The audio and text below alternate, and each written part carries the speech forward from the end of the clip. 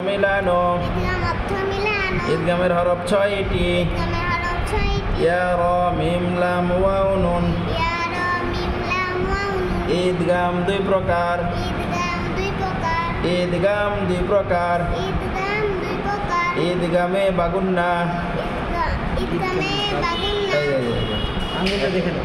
ঈদগামে বাগুন্না ঈদগামে বেলাগুন্না এদের এখানে বেগুন্না লিখছে, ঠিক আছে? আচ্ছা বেগুন্নাই বলে, অসুবিধা নেই। তাহলে ঈদগামে বাগুন্না আর ঈদগামে বেগুন্না। একটা হলো বাগুন্না, বাগুন্না মানে হলো গুন্না সহ, ঠিক আছে? ওয়ালাইকুম আসসালাম। বাগুন্না মানে কি? গুন্না সহ। আর বেগুন্না মানে হলো গুন্না ছাড়া, ঠিক আছে? তাহলে বলেন ঈদগাম দুই প্রকার ঈদগামে বাগুন্না ঈদগামে বেগুন্না ঈদগামে বাগুন্না ঈদগামে বেগুন্না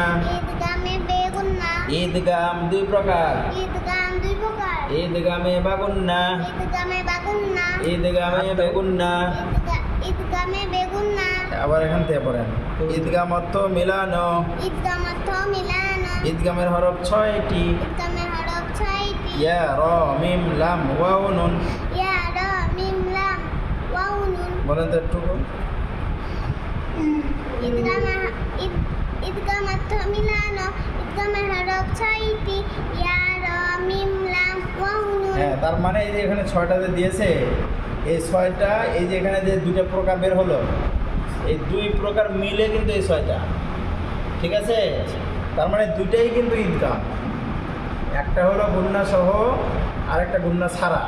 যেটা গুন্না সহ সেটার নাম কি? ঈদগামে বাগুন্না। আর যেটা গুন্না ছাড়া সেটার নাম কি? ঈদগামে বেগুন্না, ঠিক আছে? কিন্তু দুটাই কিন্তু কি? ঈদগাম। দুটাই ঈদগাম, দুটাই হলো ঈদগাম। একটা গুন্না ছাড়া একটা গুন্না সহ, ঠিক আছে?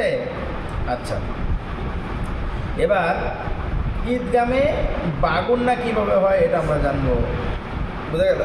ঈদগামে বাগুন্না দেখেন, নুন সাকিন বা তানবিনের পরে এই 4টি হরফের এই যে এখানে এরা কিভাবে লেখে? এই 4টি হরফ এলে এখন এখানে কি বোঝায়?